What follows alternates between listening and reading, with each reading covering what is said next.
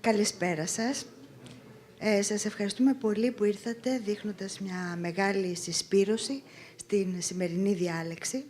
Κάθε φορά που έχουμε μια διάλεξη στον Αιγαία, έχουμε την αγωνία αν θα έρθουν αρκετοί ακροατές μέσα στην πληθώρα των αθηναϊκών διαλέξεων. Σήμερα δεν είχαμε αυτή την αγωνία καθόλου, γιατί έχουμε τη χαρά να φιλοξενούμε έναν ομιλητή που είναι πολύ αγαπητός στους Έλληνες προστοριολόγους, τον Πέτρο Πavúk, λέω Πέτρο. Καλώς όρισες, Πέτρα. Τον γνώρισα νομίζω το 1995, όταν σε ένα διάλογο στο ίντερνετ, νομίζω στο Aegean, έπρεπε να λύσουμε ένα επίγον πρόβλημα για την κίτρινη μηνιακή κεραμική που μας απασχολούσε και τους δύο. Από τότε πέρασαν αρκετά χρόνια και συναντιόμαστε σε διάφορα γεωγραφικά και γνωστικά πεδία. Λίγα λόγια για τον Πέτερ, που κατάγεται από Μπρατισλάβα, αλλά έκανε τις πρώτες του αρχαιολογικές σπουδές στην Πράγα και τη διατριβή του στο Τούμπιγκεν, κοντά στο Μάνφρεντ Κόρφμαν, με ένα θέμα από την Τρία, την κεραμική της Μέσης Χαλκοκρατίας. Υπήρξε υπότροφος της ΔΑΔ, της υποτροφίας Χούμπολτ, όταν ήταν στη Χαϊδελβέργη, και επίσης έγινε υπότροφος Μάικλ Βέντρις. Έχει συμμετάσχει σε πολλές ανασκαφές στην Τουρκία, στην Τρία βέβαια, στο Κάιμακτσι, στην Πέργαμο, αλλά και στη Σαμοθρά και στις ανασκαφές του Δημήτρη Μάτσα στο Μικροβουνί. Δίδαξε αρχαιολογία στην Πρατισλάβα και από το 2013 διδάσκει στην Πράγα, στην έδρα του λαμπρού προκατόχου του Γιάν Μπούζεκ. Είναι γνωστές οι πολύ εμπεριστατωμένες μελέτες του για την αναθεώρηση της στρωματογραφίας της Τρίας και την κεραμική της Μέσης Χαλκοκρατίας από τη θέση αυτή και για τις συγκρίσεις με αιγαιακά παράλληλα. Ασχολήθηκε επίσης με τα εργαλεία της Μέσης Χαλκοκρατίας και με θέματα μεθοδολογίας για την μελέτη της κεραμικής, καθώς και με αρχαιομετρικές εφαρμογές. Το κύριο πεδίο των μελετών του βρίσκεται στην Ανατολία και το βόρειο-ανατολικό Αιγαίο, αλλά ένα από τα τελευταία έργα του είναι η δημοσίευση μέρους της συλλογής Fritz Schachermayer, που βρίσκεται στην Ακαδημία της Βιέννης. Από αυτή την έρευνα προέρχονται και τα συμπεράσματά του, για τα οποία θα μας μιλήσει σήμερα. Παρακαλούμε, Πέτρα.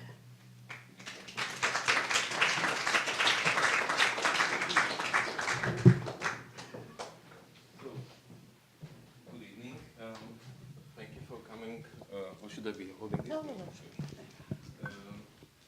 So let me thank you first to the organizers for inviting me, and also to the Swedish Institute for giving us the room.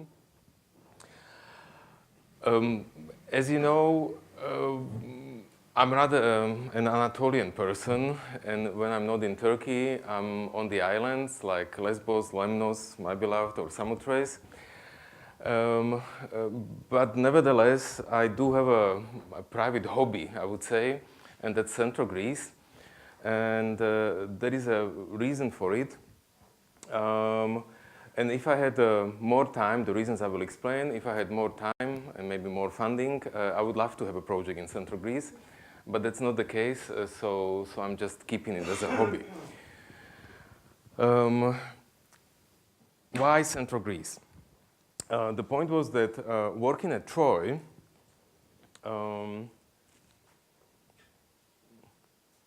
like here, at the beginning of Troy 6, there is a new type of pottery. It's gray. There has been a lot of discussion whether it's gray minion or whether it's something else. But it's beyond doubt that the shapes that we get around 1750 is this, like something that looks exactly like a liano-clady goblet, or a semi-globular cup, or a pteleon goblet. And so that was the reason why I started looking more deeply into the Aegean area, trying to understand, first to date it, but then as I learned more, I was also trying to understand if there is a special area where the influences came from. And that's how I got into Central Greece.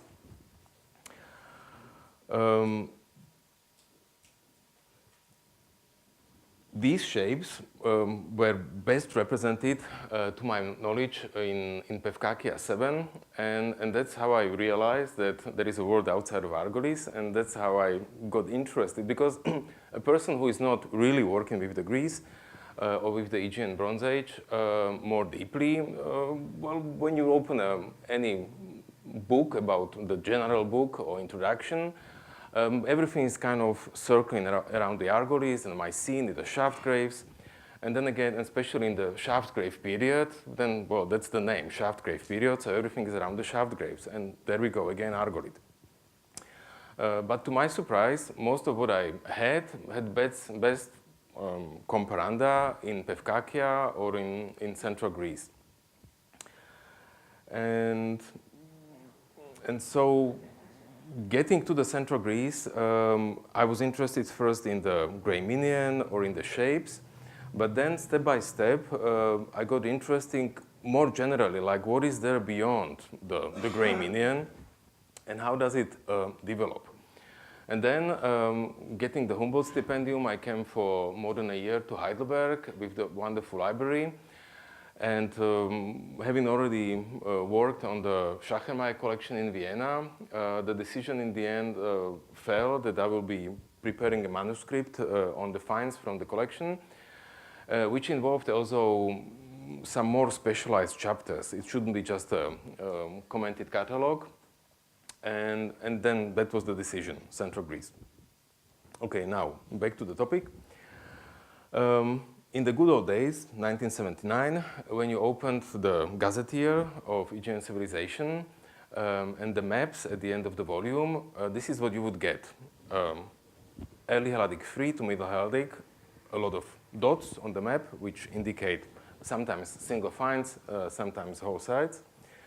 Then you move into early Mycenaean period, and the dots become really sparse, and you have clusters in Argolis and Mycenae, but the rest is almost nothing.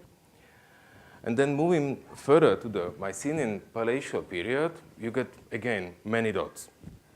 And it was already John Fossey who was surveying central Greece, and especially Boeotia, who noticed that, that basically for central Greece or Boeotia, the number of sites from early Helladic 3 and middle Helladic, and then from the Palatial Mycenaean period are approximately the same. It is just that the period in between that seemed as a vacuum. But seriously, is it possible that there would be nobody? Likely not. And so that brought me to the idea of thinking what or how could we define the period which in Argolis would correspond to late Helladic 1 and 2, and how would we define it outside of Argolis and outside of Peloponnese, in fact. When Oliver Dickinson, in his major study, The Origins of Mycenaean Civilization, defined the single steps of the Minian development, the last phase that he defined, his so-called late phase, kind of implied that it's Middle Helladic 3 and Late Helladic 1. But that still left somehow Late Helladic 2, and it wasn't quite clear what should follow. And looking back at the Middle Helladic period, this is the famous chart for the Middle Helladic. This again would imply, and that's the danger with these charts, like once you publish a chart, it kind of implies some general applicability, but even this chart, the famous one, is not applicable in same degree to all of mainland Greece, or let's say Central Greece and Peloponnese. And some of its parts are more at home in Central Greece, like the Liano-clady goblet, and other parts, such as this basin with incised festoons, is more at home in Peloponnese. And so already in and despite the fact that in Middle Helladic 2, there is a surprising unity typological, and one would say across all of southern Greek mainland, when you look more closely, that's not necessarily the case. And for example, in Central Greece, even in Middle Helladic too, you get this very common shape in dark burnished, and this is a Cycladic shape in the Cycladic red slip ware. You still get it in Eutresis, but that's it. You don't get it in Orchomenos, and you don't get it in other sites. And the same limit is then reached also by the Waphio cup and especially by the semiglobular cup. So again, it's not easy to make a distinction, but then there is this famous one-liner by Oliver Dickinson that Middle Helladic period on the Greek mainland is kind of a third world of the Aegean Bronze Age. And it's something that people remember and kind of got stuck in the minds. But I think, whereas it's possibly applicable to the Peloponnese, I don't think it's applicable, it's certainly not applicable to Central Greece. And here again, I have to start always in the Middle Bronze Age because that's the beginning for what I will be describing later on. The point is the gray minion, again, my obsession. Already Karol Cerner discovered and identified that the nice gray minion, the wheel-made, and I'm not going into the question whether it's really, really wheel-made or whether it's only wheel-finished, respectively the gray minion in shapes that she calls complex rim profiles or something like that, that all of those are in fact imported to the Argolis from Central Greece somewhere.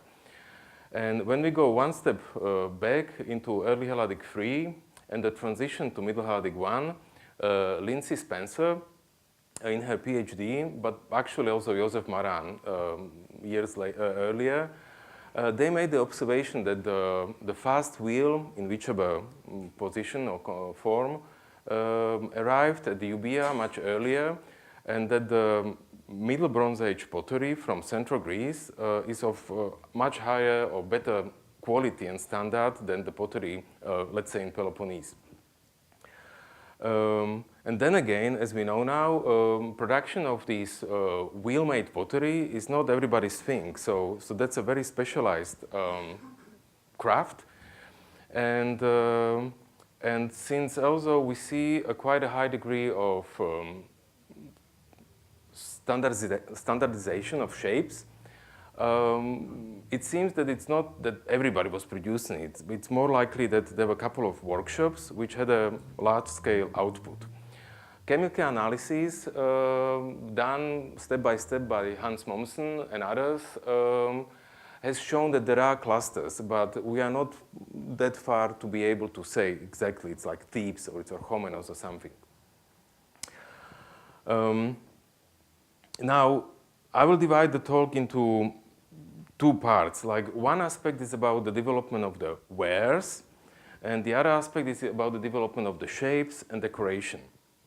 When it comes to wares, the major aspect is the true gray minion, the wheel-made, or so to say wheel-made, how it kind of develops. Whereas in the Argolis, which is not in the picture,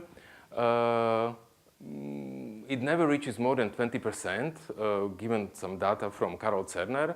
And in Middle Helladic 3, it goes down already. In Korakou, or in Corinthia in general, it maintains relatively high percentages, as you see, in Middle Helladic 2 and 3. And then in Late Helladic 1, it's still there, but it's getting down. When we move to Kira, we see a different picture. Like in Middle Helladic 2, we have still 45%, and then it's like 15%. So respectively, it's not so different. But at the end of Middle Helladic, there is the rise of yellow minion. Again, none of this is new. The difference is, let's say, in Attica. Attica is slightly different, but Attica is different in many respects because it's kind of shielded by the mountains. And in general, I will not be commenting much on Attica in this paper. Suffice it to say that it has also its own early Mycenaean or early late Bronze Age development. And Grey Minian is kind of dying, but there is Yellow Minian, but there is a speciality of Attica that's Acropolis burnished ware. And finally, we move to Pevkakia, and we see that Pevkakia is a completely different matter. In Pevkakia, the Grey Minian remains the most popular ware all the way down to Pevkakia 7, by which we reach the beginning of the late Bronze Age. There is no Yellow Minian, but similarly to Euboea and Levkandi, at the end of Middle Bronze, there is a plain ware, which kind of in terms of colors, as if not replaces, but that balances the scala. Or what we would have in Yellow Minian, elsewhere we have in plain ware, but the shapes are not the same. Therefore, it seemed useful to update the distribution of the true Grey Minian, which is the wheel-made, and you see that it's mostly the central Greece. Then we go into coastal Thessaly, and this is roughly the area where it was normally produced, possibly also in Attica. Maybe, but for this we would need chemical analysis. Corinthia has also its own production because of the high numbers of wheel-made Grey Minian. But when we come to Argolis, the percentages go down, and majority of what we have in Argolis is imported, and the same is valid also for the Cyclades. And then there are some likely imported stuff in Chalkidiki. Interestingly, this distribution is pretty much the same as the slightly later distribution of mainland polychrome ware combined by Soren Dietz, and with some slight exceptions, like there is no Grey Minian in Filicudi. But interestingly, it's pretty much the same distribution as I'll go the Aegean wares in various types of wares, cooking pot, but also the mud painted. And so I'm not saying that it was the same people carrying it around, but nevertheless, it's more than a coincidence, I think. Good. So now I will switch to the more typological and decorative part. And unfortunately, it's all about pottery, but I will try to make it as interesting as possible. So let's start with Eutresis or Eutresis. I don't know how to pronounce it. What did I do? My idea was the problem identifying the early late Bronze Age in Central Greece has been caused partly because of the way it was published, or, for example, because in Eutresis, Hetty Goldman simply called it Middle Bronze Age, and it's already late Bronze 1 and 2. But the other problem, recurring regularly, was the fact that the Mycenaean pottery, the Mycenaean decorated pottery, was published separately from the rest. Okay, Hetty Goldman published something, but then Penelope Mountjoy came and systematically published the decorated pottery. And so what I was trying to do, since the Mycenaean pottery was already nicely published, I tried to recombine the evidence, the Mycenaean decorated on one hand, and the undecorated pottery scattered in the publications, or the non-Mycenaean decorated pottery, and it kept functioning, so to say. And soon I reached a working hypothesis that on one hand we have the late shapes, like those that would correspond to Oliver Dickinson's late phase. And most people, I mean, again, this wouldn't be new, that it's like Middle Helladic 3 and Late Helladic 1. But then the next proper graspable, that's a great word, phase would be Late Helladic 3A2, not even 3A1. And in Late Helladic 3A2, you get the full program. Nicely decorated pottery, but not only the nicely decorated pottery in relative big quantities and good quality, but also the unpainted pottery and everyday pottery and cooking pottery and God knows what, everything suddenly, and that's the question whether suddenly, is in Mycenaean shapes. Everywhere in central Greece and also in southern Thessaly. And now the question was like, is it abrupt? And if not, is it possible to see any kind of stages or development? And then the other question was, if it really starts in late Helladic 3A2 and maybe 3A1, what is in between? Like what happens in late Helladic 2? And then that became again another leitmotif, and you will see that because I will be referring constantly to it. And let's start with utrices. And so this is the typology, let's say, of the typical shapes for the Goldman phases 2 and 3 and utrices, which would cover the end of Middle Bronze Age and beginning of the Late Bronze Age. And this is the Late Helladic 1 and 2A pottery identified by Penelope Mountjoy. And I do dare to say that the two of them somehow run together. So, because then in utrices, then there is again like LH3A2 phase. When we move to Thebes, one has to search a bit in early published reports by Keramopoulos. But again, below the house of Cadmos and in Ayana Cemetery, there are fragments and even whole vessels, which are roughly, we could call mainland polychrome, but without the color pictures and handling the pottery, it's hard to say. But things like this, that kind of screams mainland polychrome. But the point is that there is not just one mainland polychrome, and I'm not going into this, but it's, one cannot call it a fabric, because there are several fabrics, but let's call it the mainland polychrome style. And then again, we start again. Is it only Late Helladic 1? I forgot the first name, but somebody named Kramer did a whole PhD in Cincinnati on it. And he didn't really reach any new results. But the point is that the argument always was that mainland polychrome is only Late Helladic 1. But the reasons for it is that we get it in the Argolis in Late Helladic 1, and not before and not later. But we don't really have good context from the central Greece before and after, and so we aren't really able to say whether it didn't already start in Middle Helladic 3. The question whether there is Middle Helladic 3 in central Greece, that's another point, but we'll get to that. Okay, here's some colorful pictures. That's from the new excavations in the East Cemetery by Aroantinos. And but at least even this gives a certain idea, like this is mainland polychrome style. What is the nice fabric? I wouldn't say so. This is something else, but it's all from the same period roughly, and this is the late Graeminian in close shapes, which we don't get before. And it was published as Late Helladic 1. But then the question is like, do we call it Late Helladic 1 because okay, they didn't find any Late Helladic 1 import there because there aren't any, or there are very few. The reason why it's called Late Helladic 1 is because in the grave there was no Late Helladic 2A amphoriskos or something.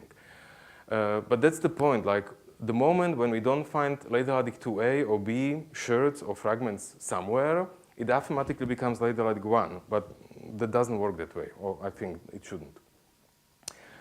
Now, the game continued with old excavations like Dramessy, where Karl Blegen in a very fast rescue, oh my God, there is Josef Maran outside.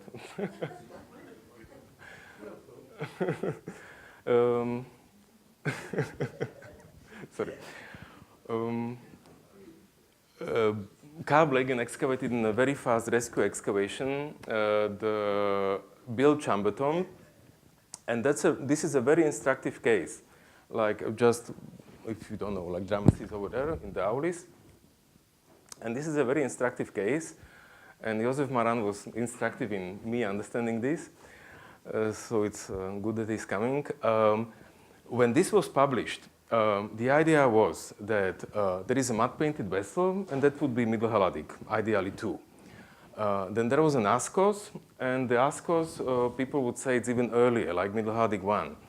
But then there was also Late Halladic 2a, pottery. And so the interpretation for many years was that this built chamber tomb was constructed already during Middle Halladic, ideally Middle Halladic 2, and then continued being used throughout the period, all the way down to Late Halladic 2. But actually, this mud-painted vessel with the wavy lines, and again, it's not clear, but it's mud-painted on burnished surface, so that already screams late, is easily Late Halladic 1, and that miniature Askos has, for example, a good parallel in Late Halladic 2a, Irene Chaos. So it is perfectly possible that all of this is simply Late Halladic 2a, and it doesn't have to be Middle Bronze Age at all. Now, when we move to Lefkandi, which is across the straits, unfortunately not much has been published, but 2 days ago I got an email from Oliver Dickinson, who has learned about this lecture and wrote me this sentence. It has become quite clear to me, working on an account of the later Middle Halladic phases at Lefkandi, that Lefkandi 6 is adaptedly equivalent to Late Halladic 1 and much of Late Halladic 2. Oh, okay, something was missing. And so what we have, the evidence for Lefkandi isn't much, as I said, published, but nevertheless, the general outline is the same. And going also through the study collections of the British school and the American school, it is possible to say that the Grey Minion continues easily into Late Halladic 1, and possible as Late Halladic 2, as we see now. And okay, it goes down slightly in percentages, and it's superseded, or the more common ware becomes the plain ware, which in a way reminds us of what we see in Pevkakia as well. There are a number of interesting sites in Euboea, but I didn't have proper pictures, but it's mostly preliminary reports in Deltion, which yield pottery, which we can call mainland polychrome or whatever, this mud-painted late stuff. And just the picture that I had is Kumbi Edipsu, which is in the north of Euboea. And this is an interesting shape because it looks like a goblet, but as you see, it has a completely different handle and wavy lines. So wavy lines will be another leitmotif. So now we move back to the mainland, and I think the next step is Mitru, which is here. Mitru, I had very high hopes, and in a way it did fulfill the hopes because there is a nice stratigraphy. In Chris Hale, with the help of Jerry Rutter, have done an incredible job in sequencing the Middle Bronze Age evidence. And then on the other side, Salva Vitale has done a great job with the Mycenaean pottery and the Mycenaean levels. Caught in between remained Late Halladic 1. And as it happens, the Middle Bronze Age sequence in Mitru is fantastic from the end of Early Bronze Age, then Middle Halladic 1, Middle Halladic 2, and then it gets into Middle Halladic 3, and then the contexts become strange. And then in Late Halladic 1, they have several contexts, but from what I understood, they are not always in a proper stratigraphical sequence, so they are identifiable as close context. But in this most crucial moment, where we would need continuous stratigraphy in one trench, we don't have it. I'm not going to comment more on Mitru, just as I will not comment more in depth on Kira, because those are new and running excavations, and you will have a lecture on Kira in 2 months. And so it would be unfair to go into too much details, but it's obvious that there are the early levels, and But there is one problem, and it's not really a problem. In Mitru, we have already in Late Helladic 2A, like A, there are many more imports than anywhere else in Central Greece, already in Late Helladic 2A and then 2B. But the thing is that this is a deposit of Late Helladic 3A1, which is not so common in the Central Greece. Not that they wouldn't be, but they are not published. And in Late Helladic 3A1, the spectrum is already fully Mycenaean. And if I understood Salva well, then that's also the case in Late Helladic 2B, and possibly also in Late Helladic 2A. But the point is that we don't see this type of evidence elsewhere in Central Greece.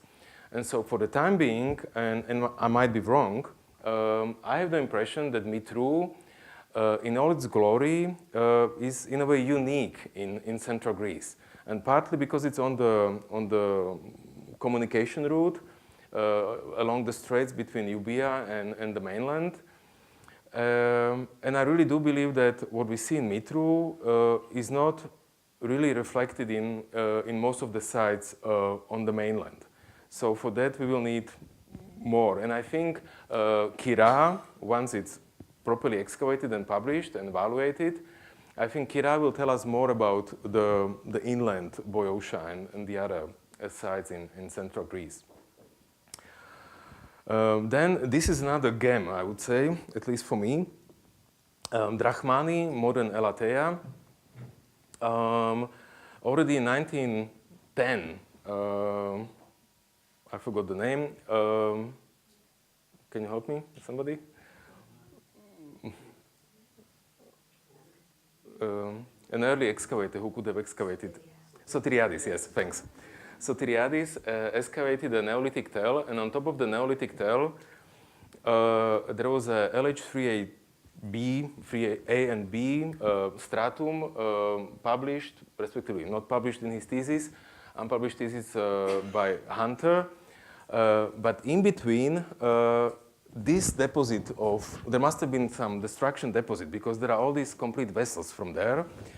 And as ridiculous as it sounds, a photograph from the storage room published by Child in 1915 is the only one that we have. That's the only proper publication. But and then there are a couple of photographs in Buchholz and Karageorgis, book on Aegean and Cyprus. But even looking at these photographs and this vessel, it's clear that this is the late phase. And again, Penelope Mountjoy published one Keftiu cup, which is dated in Late Helladic 1, and then the rest is Late Helladic 2A. And so the idea was that, okay, this is the late phase, that's obvious, but since we have this Mycenaean imported pottery from Late Helladic 2A, is it possible that some of this deposit or any other deposit with similar pottery, could it go all the way down to Late Helladic 2A, 2B? So that's, as I said, the leitmotif. And now we come to Orchomenos. Orchomenos could have potentially made history if the Second World War, I think, didn't happen. And also the First World War, because one of them delayed the publication and the other one destroyed some of the documentation. But thanks to Popisari, who did the major work and published the available material, we got an incredible corpus of shapes and wares.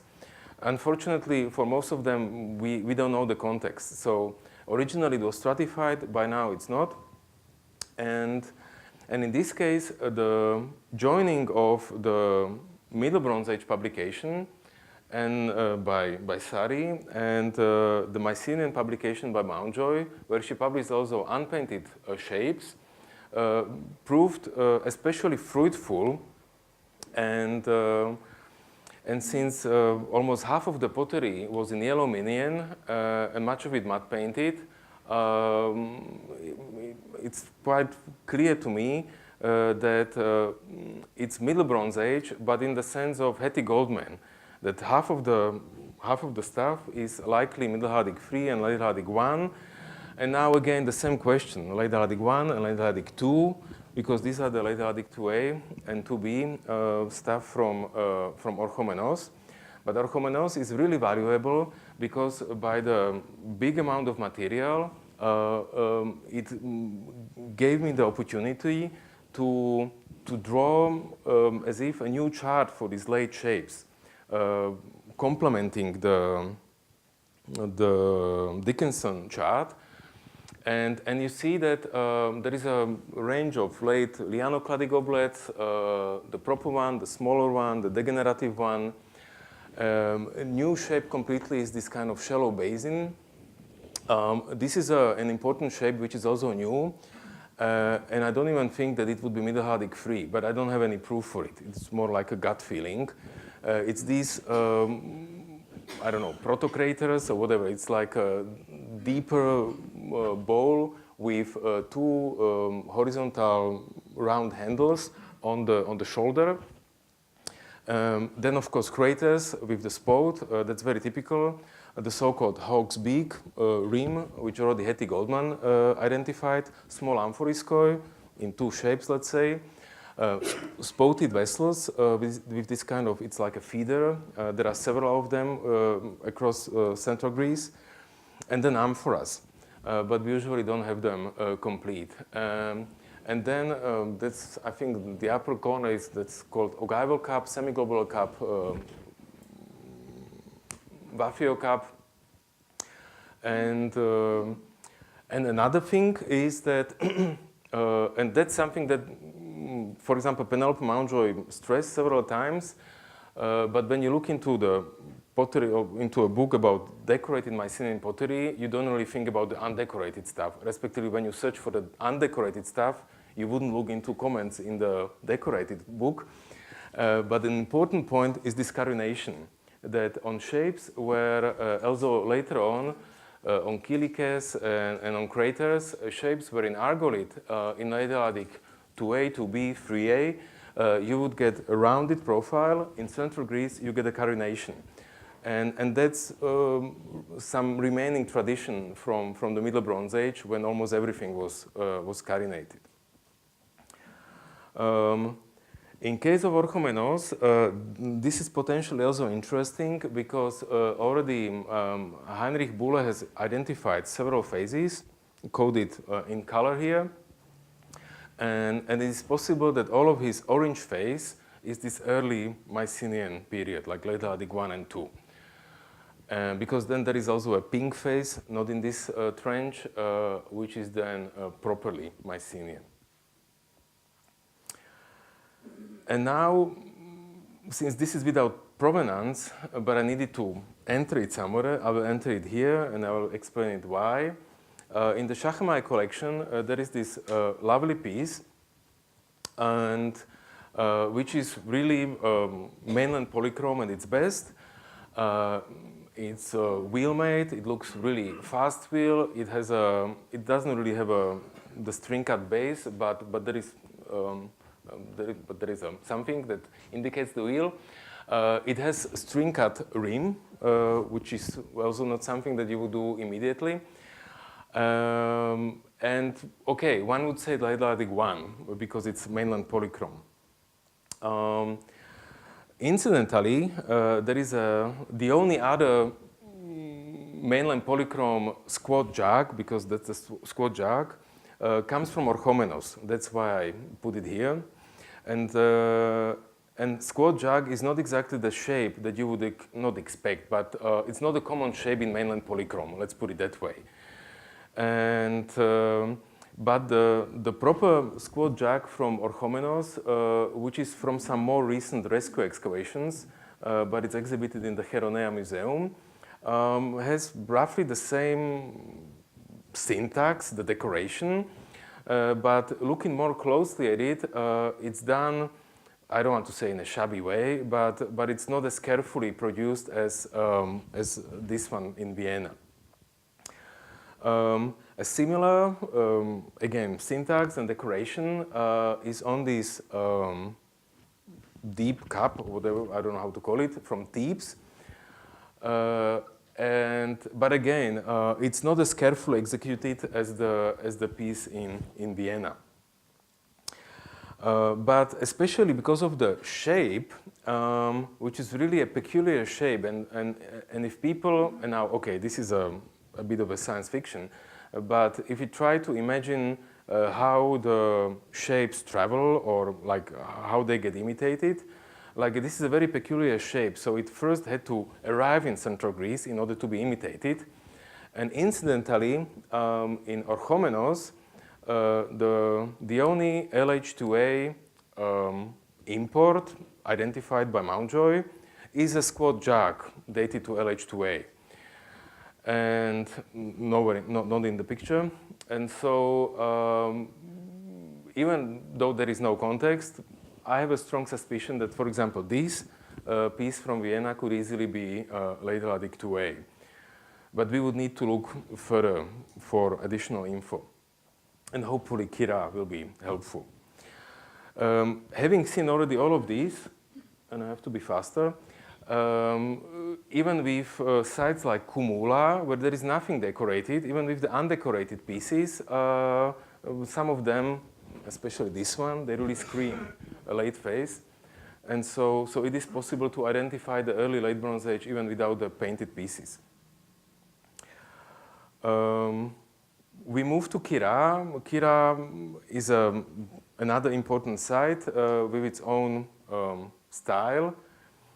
And I didn't have a nice photograph, but in Antikira, which is nearby and which was published a month ago or 2 months ago by Thanos Sideris, there is another cup like this, which is exactly in the Kira style with the so-called dolphins. And again, some wavy lines, framed wavy lines. And okay, Thanos is an expert in archaic bronzes, but again, this got published as Middle Helladic. So, and that's the danger. Like, if these things get published as Middle Helladic, then of course we will never have early late Bronze Age in Central Greece. Good. And then, having shown all of this, I was considering quite a long time whether to address the elephant in the room, and in the end, I decided I will. And it's the tumuli in Marmara, excavated by Fanuria da Coronia and published in 1987. It's several tumuli, and after long consideration, they were published as Submycenian, or something at the end of LH3C. And the main argument for it were these two needles, and which were, according to typology by Ima Kilian Diermeier, dated to Submycenian and then later protogeometric. And but the problem is that together with them, this type of pottery appeared. An amphoriscos with wavy line, framed wavy line. Then this piece, which the illustration is not nice, but it strongly reminds the finds from Kira. Then a small ascos, and then these handmade, let's call them kantaroi. But all of these can easily be in early Mycenaean period, as was argued also by Josef Maran in 1988. Immediately, Mrs. da Coronia didn't like the idea. Professor Bozek didn't like it either. So I guess I will not make them really happy, but I can only say that when I visited the museum in Lamia, without even knowing that those are from Marmara, I was standing in front of a vitrine, and I remember in upper right corner, I was like, ha, early Mycenaean, even though it was undecorated. And then when I looked up the label, it said Marmara, and I was like, aha. But I think it's important that we stress that these are indeed early Mycenaean, because the needles are too short. They are only 12 centimeters long, and actually they are not the type, the protogeometric type. These are what the Germans call Vasenkopfnadeln, and that's a completely different story. And interestingly, you will see that there are these marked MH. And this is a scan of the book that we have in Prague. And And I wondered, like, who marked it MH? And then, because Bozek certainly wasn't it. And I didn't ask him, but I flipped through the book, and I saw that the book was a kind of gift from the University of Vienna, a duplicate that we got, and it could have been somebody else. But then at the beginning of the book, it's signed Kilian. And so now the question is whether it's Ima Kilian or Klaus Kilian. But I imagine that Frau Kilian keeps her book still. And since this was published in '87 and Klaus Kilian died in early '90s, I could imagine that his library at some point got offered to other universities. And it would be an interesting, almost historical addition if the devil himself, Klaus Kilian, marked exactly these graves as Middle Helladic. Okay, we wouldn't call it Middle Helladic now, but nevertheless it's an indication, another indication for, or let's say, expert opinion of the graves not being sub-Mycenaean. Well, and the reason why it's important to discuss it is that part of the argument, and let's say justified argument by Fanouria da Coronia was that since Marmara is in the middle of nowhere, that she admitted the early Mycenaean elements, but she nevertheless went for the sub-Mycenaean date and claimed that the tradition simply survived there because it's up in the mountains. Okay, it's up in the mountains, and the pottery is not completely breathtaking, as it would be somewhere in Orchomenos. But nevertheless, it's important to know that this is even up in the mountains that we get early late Bronze Age, A, and B, that the development within Greece, within mainland Greece, is not backlegged like 300 years. That there is a certain rhythm how it develops. Now we cross the mountains, we reach Termon. Termon has further incredible finds, partly published, partly unpublished by Ken Wardle, yeah. And again, we see framed wavy lines, really odd decoration with some hedged triangles, strange shape of goblets. But again, very likely with these was found these two Bafio cups and then some further Mycenaean pottery. And that Mycenaean pottery, depending on who you read and who you believe, it's either dated to late Helladic 2A, some of it is late Helladic 2B. But nevertheless, it should be one deposit. And so again, we get this early late Bronze Age decorated pottery together with the Mycenaean pottery. And actually, Termon is the strongest case for late dating of this early style, like early Bronze Age, early late Bronze Age style. But in this case, again, we were talking about like over the mountains. Like part of the argument was that Termon is so far away from the core of the development that it's only in Termon where it reaches late Helladic 2B. But the point is it could be easily also elsewhere in central Greece. And this is where it also starts interesting, and I don't have a nice map for that, but being over the mountains, the western part of Greece was communicating in the north-south direction.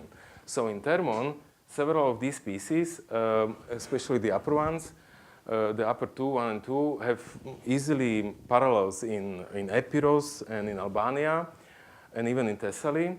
But further parallels, and also for Kira, are in Achaia, where there are several important sites, such as Patras Pagona, Aegean, and also sites further inland, labeled generally Cataractis. But there is also an important site, Aia Triada, published by Soren Dietz, still on the northern coast. And yes, this is getting too much, but nevertheless, here we get the same stuff. And it was dated, respectively analyzed by Soren Dietz, both in Aia Triada and also in Patras Pagona. And they have also some stratigraphy, and so some of it is a bit older, some of it is a bit younger. It's dated to late Helladic 1A, 3B, but maybe if you had more stratigraphy and more levels, these things would continue. And that's Aegean. But since Lena Papazoglou is here, so I should show it more. And again, you will see that there are interconnecting elements between all these sites, like Kira, Termon, Ayatriada, Patras, and Aegean. And also this type of special wishbone handles, which some people believe are linked with Cyprus somehow, but actually when you look up into the Thessaly, you get the same handles there. So it's maybe not necessary to go to Cyprus to get them. And you will get like the framed wavy lines and hatched triangles, and the things they do kind of reoccur and repeat.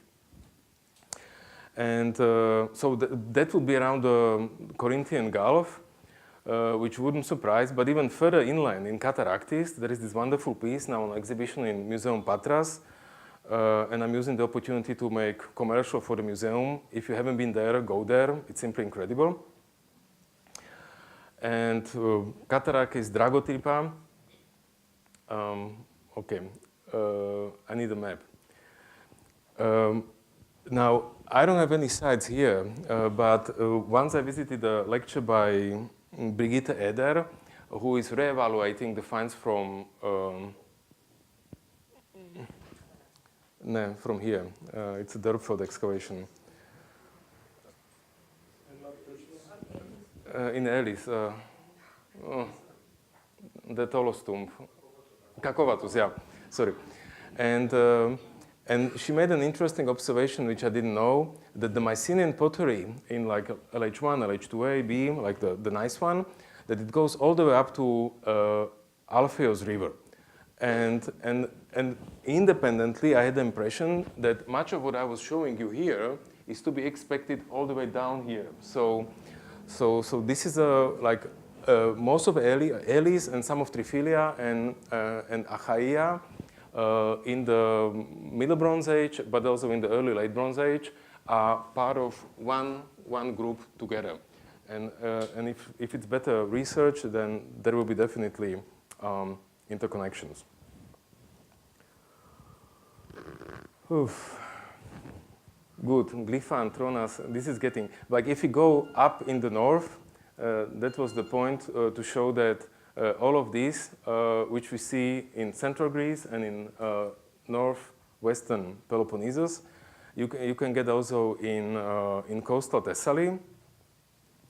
And there you get also mud-painted pottery, and Josef Maran managed to show that there is a whole variety, several fabrics. And again, you get wavy lines, framed wavy lines. And I'd like to point out this thing, these dashes inside. It's usually a couple of them. And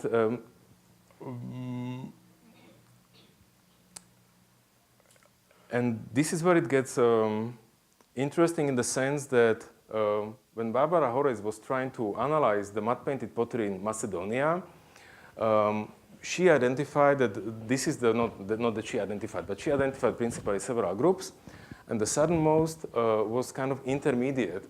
And you will see she has it like Middle and Late Bronze Age. Here, Pevkakia and some other sites.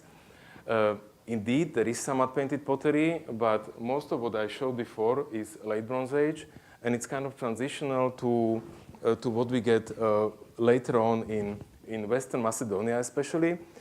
And again, okay, the wavy lines, but the bichrome decoration. It's also about the bichrome, which I didn't mention properly, but it's all linked.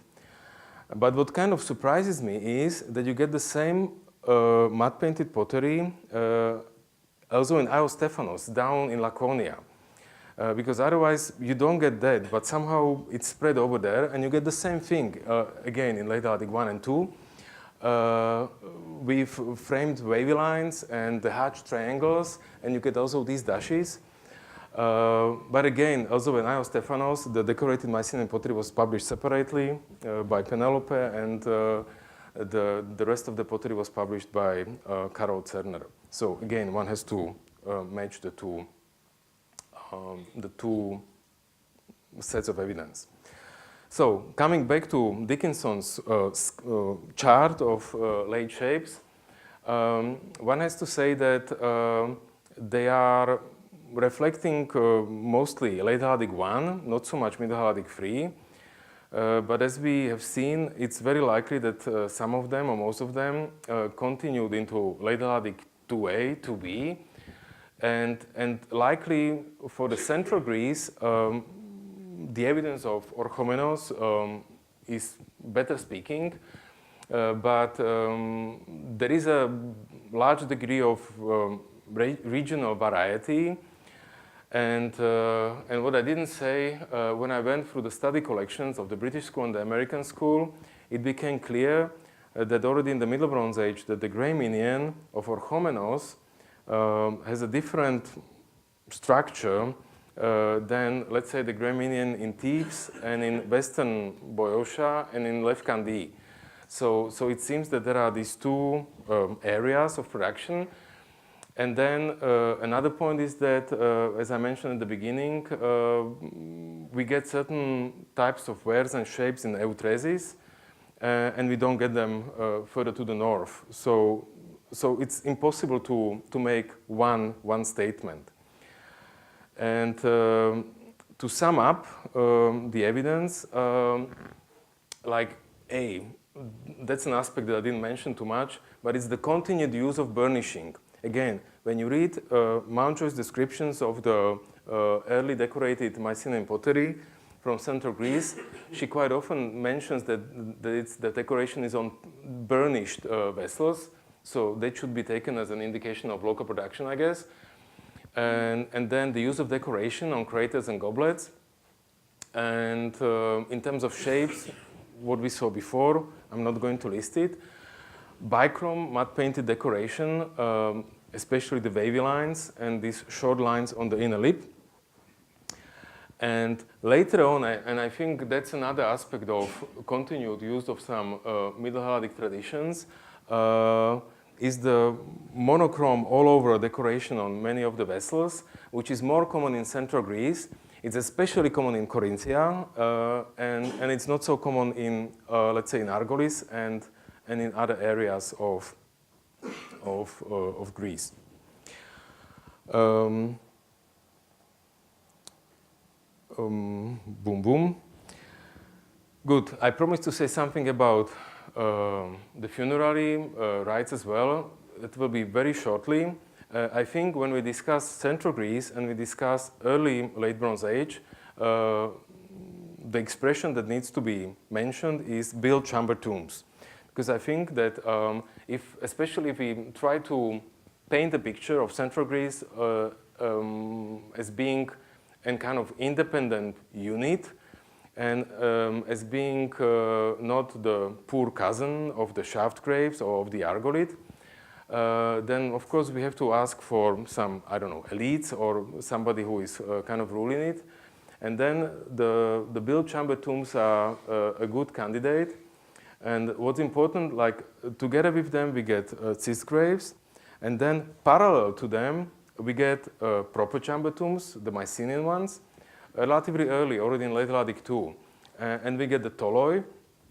And as Nikos Papadimitriou wrote in his book, that it's like two different traditions, likely even competing traditions. And so this is where we get into how the Mycenaean or the Mycenaeanization of Central Greece, but that would be for another lecture.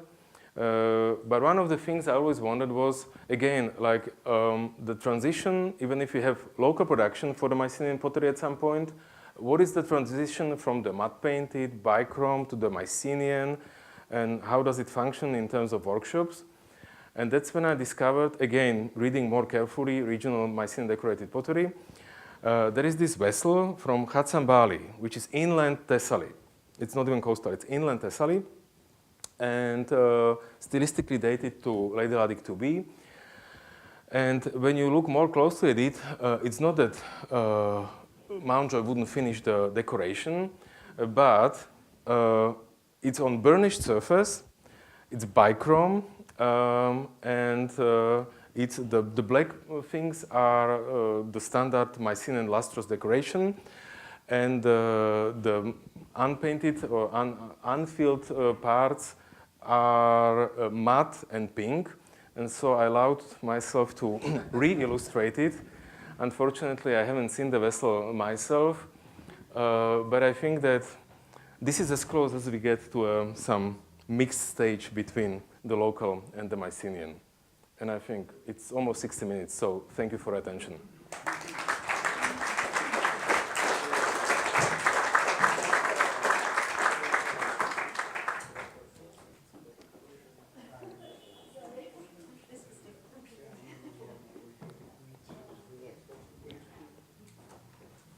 Thank you very much. You seemed a bit concerned that pottery is not entertaining, but I think this was the liveliest presentation of pottery I've ever seen. So, what is the reaction, the questions, the response? Και στα ελληνικά, πείτε. Μπορώ στα ελληνικά. My English. Yes, I try in English. I have to make practice. Thank you very much, Peter. It was an excellent overview and a synthesis of so different material. And I have to put you some questions. Which is the percentage of late Helladic one pottery, Mycenaean pottery, and of imported Minoan pottery of this period in a place, in a site. Then we speak always of Mycenaean pottery of late Helladic one. Yes, I agree. But which is the presence inside the material of a site, which is the presence of imported Minoan, of imported Minoan at all? So that part is easy. There is no imported Minoan pottery in central Greece. There are, I remember that Jeremy Ratta had an article about it, and I think he mentioned like one or two pieces, and there is something in Pevkakia, Olkos, but that didn't change. And I know that Ioanna Galanaki and Evi Goroiani were planning an article on this, and so in which case they wanted to include also the imports from Aia Irini to Lefkandi, but again, it's not that much. Like what we get from mainland down to the Cyclades, that's incomparably more than you get the other way around. And it's approximately 2A and 2B evidence is similar. And then you get chamber tombs in Thebes, where you get more Mycenaean pottery. And the situation remains approximately the same in late Helladic 3A1, and then in 3A2, that's the boom, where you get considerably more Mycenaean pottery. And from my now Anatolian perspective, this is interesting because this is exactly what we get in Western Anatolia. Like nothing in LH1, here and there a couple of sherds in LH2A, 2B, 3A1, and then a boom in 3A2. And so I think that when we discuss Mycenaeanization, then I'm not saying that the processes are the same in Central Greece, since it's adjacent to Argolis, plus minus, and in Western Anatolia. But when it comes to percentages and to survival of local whatever shapes, then it's pretty much comparable picture, except that in late Helladic 3A2, in central Greece, you get the full program, and in Anatolia, you just get more Mycenaean shapes and more Mycenaean imports, but it's not such an abrupt change as it is in central Greece. And the second question is, what is the presence of mud-painted ceramic eastwards to the islands of the northeast Aegean, and especially in Troy and the Asia Minor coastlines? Okay, at Troy we do have a number of mud-painted pieces, and surprisingly, unlike what Blegan thought, they are not Middle Bronze Age, but most of them are late Helladic 2A and 2B in date, not in style. And but unfortunately, it seems that almost none of them, with few possible Aegean imports, almost none of them are from mainland or from Greece. That most of them are somewhere from the islands, and we don't know which islands. I don't know from which islands, like the littoral islands, like Lemnos, Lesbos, etc. But we don't have any evidence for production of such vessels there. But sometimes, in terms of fabric, they belong to the islands. So I believe that on islands, even Imbros is constantly my secret candidate for everything because it's unresearched. And it's closest to Troy. Maybe if there will be a proper excavation, but it's not only about the proper excavation. The problem with the islands, the East Aegean islands, is that for some reason, in the middle of the second millennium, most of the stratigraphies end. But that's again the question, like, did the islands become deserted or something changed in terms of settlement patterns? But more likely, I believe, there is some erosion, like on several sites and also Polyochni, for various reasons, either modern agriculture or already something which happened between the Bronze Age and today, caused a major erosion on most of the sites, I think. Yes, in Koukonisi levels we have a lot of mud painted of several different kinds. Polychromes, bichromes, polychromes, and that so we on. don't have. Like what you get in Koukonisi didn't reach Troy. What? Didn't reach the necessity after. No. You have taken everything. Yes.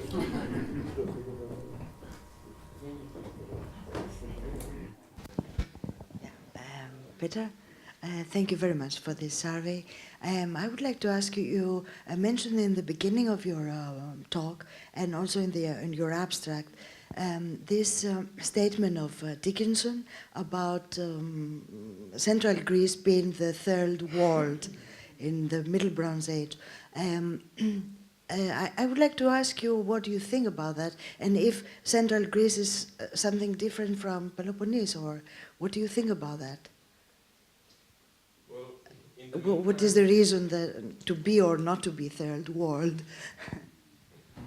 Well, the point is that, and I don't want to blame anyone, but the way the things were published and the way the more general publications were written implied, especially for Middle Helladic II, an incredible unity across mainland Greece, and that unity is not there. It's simply there is the true grey minion, the, let's say, wheel-made, with the nice lianocladic goblets, but that's mainly only in the eastern central Greece, like east of the mountains. So that's one unit, I would say, including Corinthia. I would always count Corinthia to it. And then you have Peloponnese, and in proper Middle Bronze Age, okay, Argolid got more imports from Aegina, etc. And then generally in Argolid and in Laconia, you have the lustrous decorated ware, which is a special thing, and eventually more imports from Crete. But altogether, that seems to be one region in the Middle Bronze Age, let's say Argolid, the Laconia and Messenia.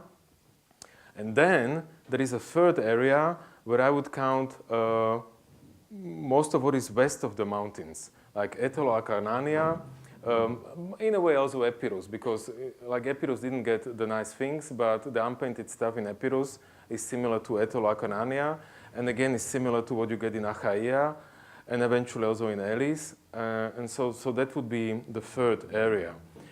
And I think that in the Middle Bronze Age, let's say Middle Helladic II and maybe Middle Helladic III, if it exists in Central Greece, it's the eastern Central Greece, like Boeotia, Aulis, and Euboea. I think Euboea. No. I think they were pretty good and very organized, and that goes later on with the built chamber tombs. I think something was already in this area in eastern Central Greece and in Euboea. Something was going on already from the end of the early Bronze Age, which then culminated in the built chamber tombs, let's say. And those got superseded by the chamber tombs, by the Mycenaean chamber tombs and the Toloi, and whatever came from the Argolis.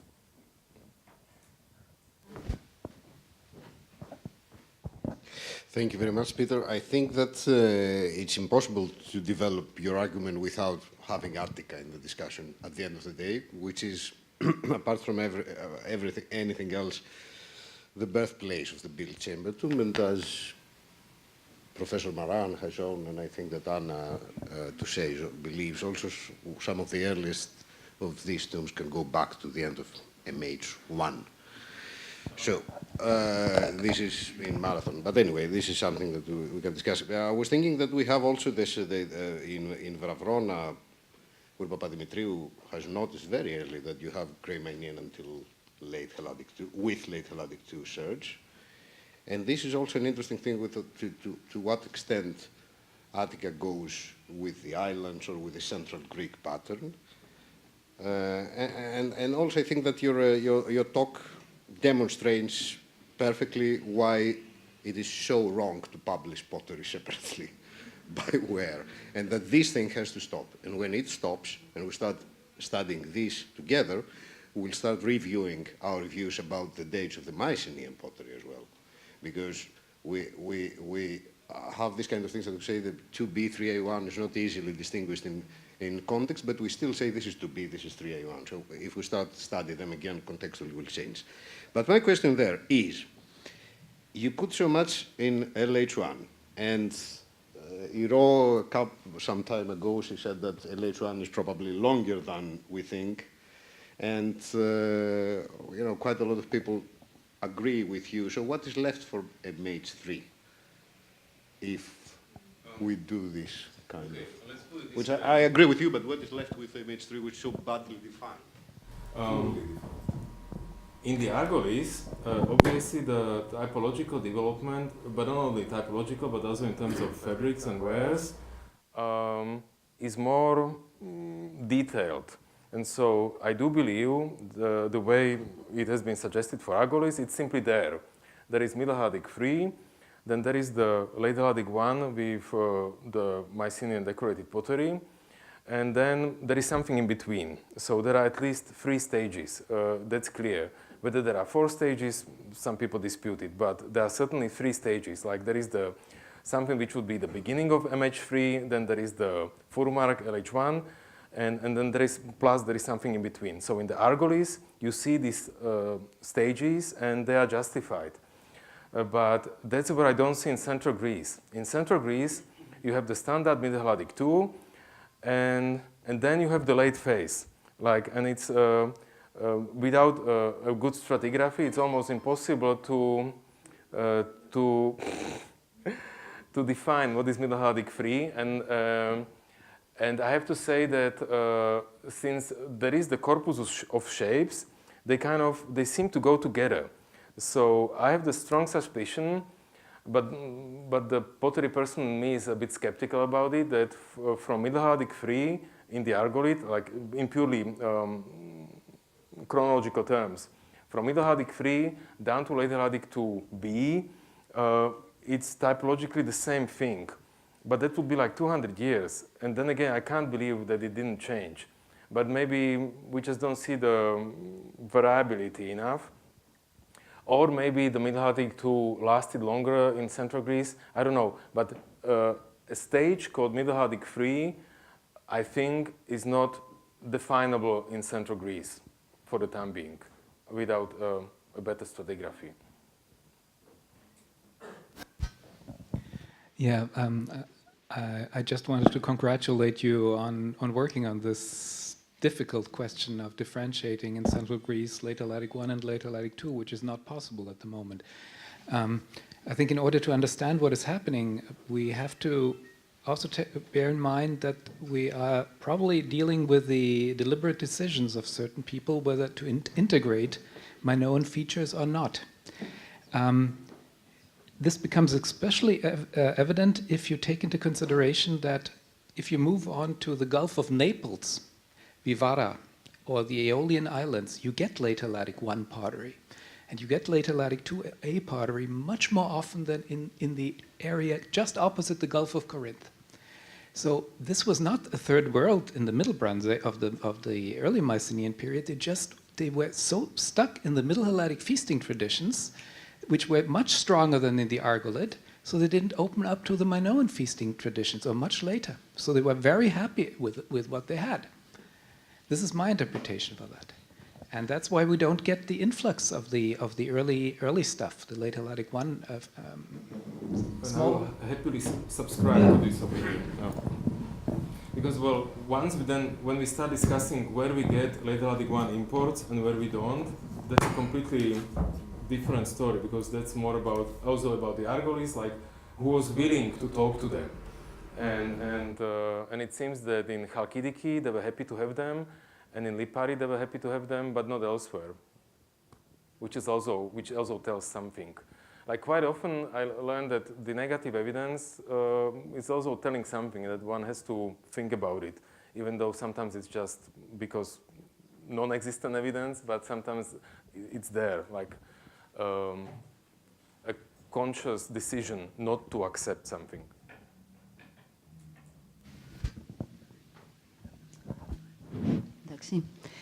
Thank you, Peter. Very interesting. And so I think it is as Joseph said, it is a very difficult, of course, subject, and you cannot prove anything without an excavation and a real stratification. And but your feeling, I think, works quite well. I mean, it is quite convincing, in my opinion. Some questions, I didn't understand very well why Mitru is a so different case, because it is in the passage. I mean, there are more sites in this passage, but anyway, no, it was That's okay. A question, and I don't have a proper answer. Of course, you cannot. You also Now there is this horse bride, or I don't know how it's called, which comes from the north, but that's the only thing, the only other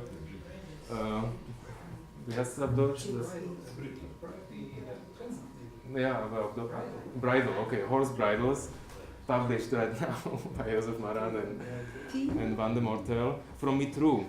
And that's the only other case outside of Argolis, and you have it in Mitru. So, and there is also a Bill Chamber tomb, which is possibly not published properly yet, but we are waiting for. But well, I read in your you did not repeat it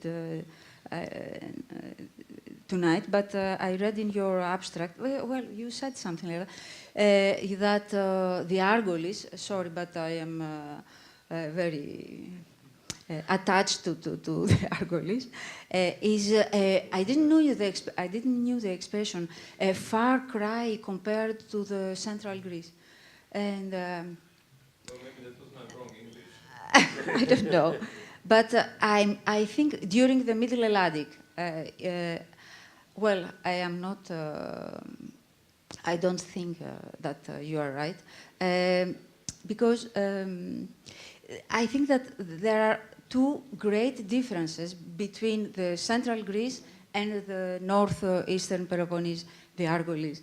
And it is that in the central Greece you have only a gray burnished pottery, and they are very specialized to that, the workshops and the producers. And in the Argolis, you have a great variety. You have many other types of pottery. Like, of course, you have a grey minion, not like 30%, I think, at least in the Aspis, and very rich matte painted, very interesting imports, and it is an area where you receive many influences, many from the north of Aegean, etc. And it is not parazar, how do you say, nazar, if there the shaft shaft grade period happened there. I think this diversity is very important. The specialization is very important also of the grey minion. But each area has different dynamics. And it is not that one area is the third world and the other is the second. It is nonsense. Every area has different traditions and different dynamics. No, thanks. Actually, you have defined it now very well. That was an abstract which I wrote in a fast way, and maybe I wanted to be a bit provocative to attract the attention. I understand that you wanted to be And but exactly what you said, that's the difference, and it's simply a different strategy, let's call it. And the fact that in Argolis, out of whatever, then we have suddenly, no, not suddenly, but the shaft graves and everything that goes with it developed, that tells also something. Now we could ask whether, I don't know, Arcadia, okay, everybody's laughing about Arcadia, that's the end of the world. Okay, Arcadia is behind the mountains. But as you said, it's not good to use the term the third world. But again, that was a bond mode, and Dickinson wanted to attract certain attention. But it's even, well, today we would say it's politically not correct because that doesn't really work. But definitely in the Middle Bronze Age and compared to the Early Bronze Age and Late Bronze Age, there are areas which seem to be less developed. And let's say Central Greece or Eastern Central Greece and Argolis are structured differently, but I guess it's impossible to say that Argolis is not developed because it's always Argolis. Yes. But it's interesting that they are developed in a different way.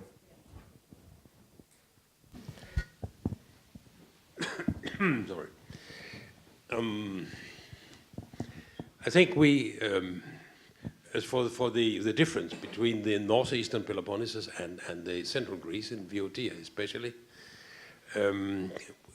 we had not a discussion, but something which in Istanbul, I think you were there too, and what Vasif was talking about, the relations between the central Greece and the northeastern Anatolia. In contrast to the Peloponnesus and to the northeastern Peloponnesus, where we do not find this in the early Bronze Age. And it looks as if we could possibly, it is a development which we could find the same kind of, the same pattern in the Middle Bronze Age, that we have the relations between central Greece and the northeastern Peloponnesus, while we don't have this kind of relations in the Peloponnesus, where you have some other traits. I mean, there are different trade routes or different connection zones. Of course, what we are thinking about when we say Central Greece and Northeastern Peloponnese is especially the pottery. What I would like to comment on this. Are there more? Beside the pottery, is there anything else which could indicate this kind of relations? One moment. We are running late, so we'll just keep it short. But please answer. So you speak about this area? No. No. Sorry, no. I'm talking about Biotia. Patria. Biotia. The pottery of Biotia. I don't understand phonetically. Patria. Pottery. Pottery, sorry. Sorry. The pottery in Biotia, and the pottery in northeastern Anatolia. Yes, northwestern Anatolia. Aegean. Northwestern. Northwestern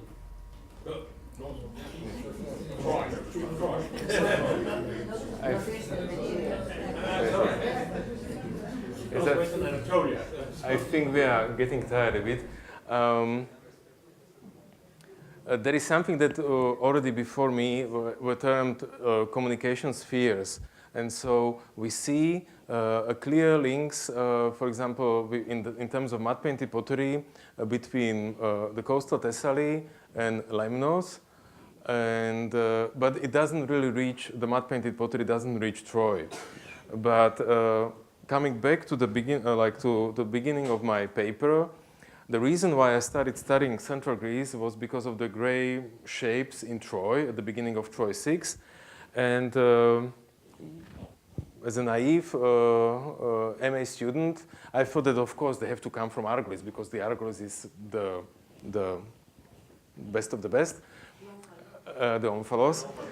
And, but in the meantime, but it took me years to understand, actually, the best comparanda I have from here. There are a couple of sites in coastal Thessaly, and likely also in Lokris.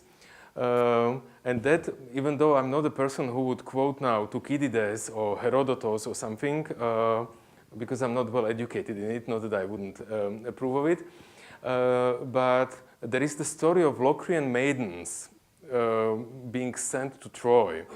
And like if I was, I don't know, Jan Bozek, then I would draw some link. But the fact is that the gray shapes that we see in Troy, in the end, and also the percentages and several other aspects, I have the best parallels, if not Pevkakia, then simply in general in coastal Thessaly and around the Maliot Bay. And I don't know what it means, but it's simply there. But then we would have to discuss, like, okay, then from Aegina there are links to Cheshme and to Limantepe here because they have Aeginetan mud painted, but not for the north. So it's like these people kind of through the islands kind of communicated. Thank you.